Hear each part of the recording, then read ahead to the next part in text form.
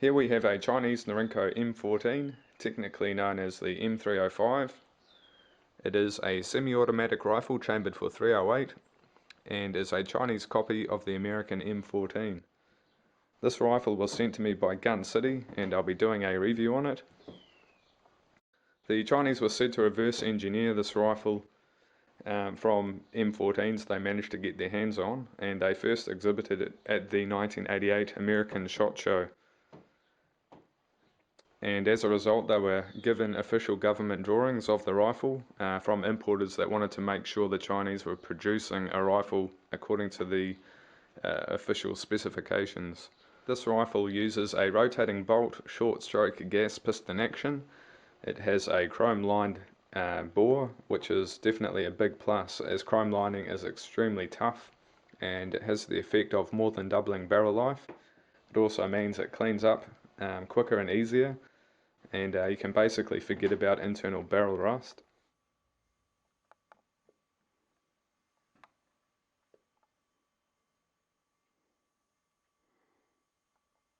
This particular package has the synthetic stock, and from what I've read that's quite a big step up from the Chinese true wood stocks. It has a cavity at the back to accept your cleaning equipment, which also comes with the package. You've got the combination tool, which is needed to take down the rifle, and a segmented cleaning rod. The rifle is mounted with a 4-12 by 42 scope, and that's on an aluminium scope mount. The rifle is fitted with a sling and bipod, and also has this suppressor here on the end, suppressor or silencer, whatever you want to call it, same thing. And that should be good for taking the edge off the muzzle reports. And when you're hunting and you don't have time to put your hearing protection in, or just simply don't wear hearing protection, any edge you can take off the muzzle report, the better. This package also has a Gun City carry bag and a spare 5-round magazine, so you've got 2 mags. Being .308, you've got a wide variety of ammunition to use, and you've got the extended range which goes along with it. You can take down any game you can find here in New Zealand with .308. And being semi-automatic, you've got the excellent ability to place quick follow-up shots, which can mean the difference between a quick, humane kill or otherwise. And if you're hunting a group of game, if you're quick, you can take down a bunch of them. If you've done any research on the M305, you've no doubt heard about a soft bolt issue. From all accounts I've read, that issue is relegated to early 90s imports into the United States. And basically the Canadians have been importing the M305 in big loads for a number of years now. And there's a Canadian forum called the Canadian Gun Nuts, and I did a bit of digging around on there. And there was a user which tested a whole bunch of M305 bolts for hardness, and he found the hardness to be within US GI specifications. Disassembling this rifle takes a bit of effort, but isn't hard once you've got used to it.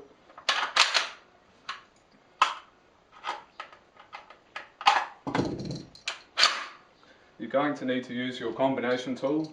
To disassemble the rifle, we start by removing the trigger group. There's a hole in the back of the trigger group, which you use this small rod in your combination tool, and you just leverage the trigger guard up, and the trigger unit can be quite difficult to remove from the action, and if it is and you can't pull it out like so, just simply swing the butt of the rifle up against something. So you can use a table or your leg, and a few hits and it'll come right out. The action simply lifts straight up out of the stock. The next thing we do is remove the recoil spring assembly, and there's a small pin which is holding it in, so just compress that spring,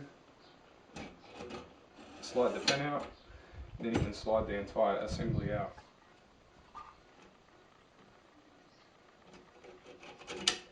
The next thing is to remove the charging handle and operating rod assembly.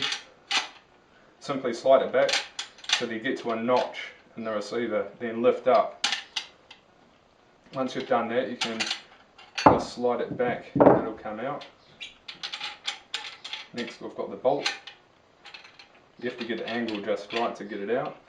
It's a little trickier with the scope mount on, but once you've done it a few times it will come straight out quick and easy. Okay, now we've got the gas plug, which you will again need to use the combination tool to remove. It should not be too tight, it only needs to be tight enough that it won't come loose during firing. So if you've done it up too tight you'll have difficulty removing it here.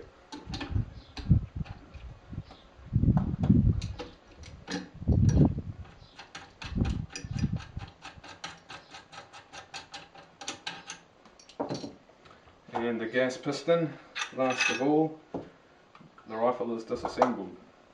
For reassembly, we start in reverse by inserting the gas piston, and it's got a flat on it. It can only go in one way, and if you look at the back of the gas tube you can see how it needs to go in, and if you've got good lighting you can get it lined up, so the first go you can get it coming through. Now the next step is the bolt. What you want to do is insert the gas plug so your gas piston isn't going to fall out. Just do it tight enough that it's not going to come loose and fall out while you're working on the rifle.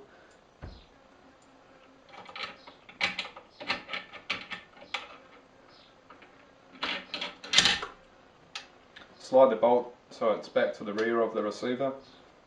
Now we've got the operating rod charging handle assembly.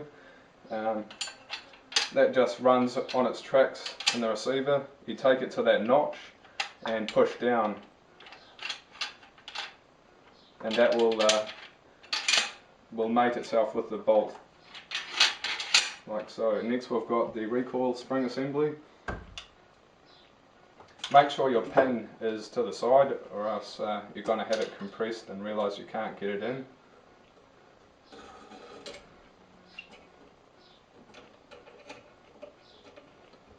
Flat side down of the spring guide rod, spring guide.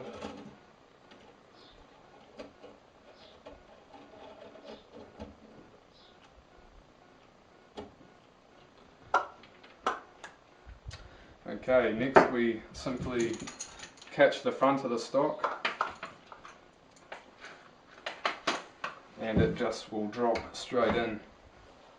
You need to make sure that action is set down solidly in the stock, or else the trigger group will be extremely difficult to insert. The trigger group has a couple of rails, and those rails need to fit into slots in the action. So simply align those, and you have to press the trigger group very firmly in, or else you won't be able to get it to lock in there. Once you've got it locked in good, you can rotate the trigger guard down like so, and just whack that and you're good to go.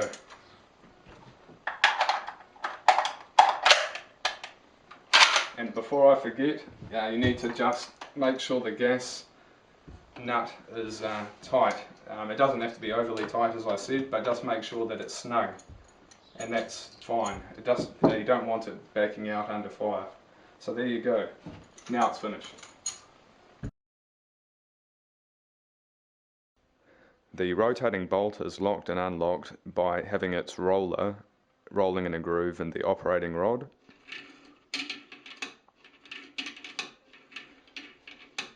This system doesn't use a bolt carrier. The unlocking and locking is done through the operating rod, and the operating rod comes back the full length of the bolt's travel. Where it gets its short stroke gas system designation is through the gas piston, which extends so far. The bolt has two locking lugs, one on the left and one on the right, and we can see here the wheel which rotates in the operating rod channel. So basically, once the bolt has met the chamber, the operating rod continues forward, which has the effect of rotating the bolt. Once the operating rod comes back after a shot has been fired, it rotates the bolt back to an unlocked position. We can see here on the bolt face that there is an ejector pin pushing out at the bottom, and basically that applies a constant force against the cartridge case, and the case is trapped by the extractor on the left. So once the case is free of the chamber, it rotates it away from the bolt. You can see the locking recesses in the receiver here and back here.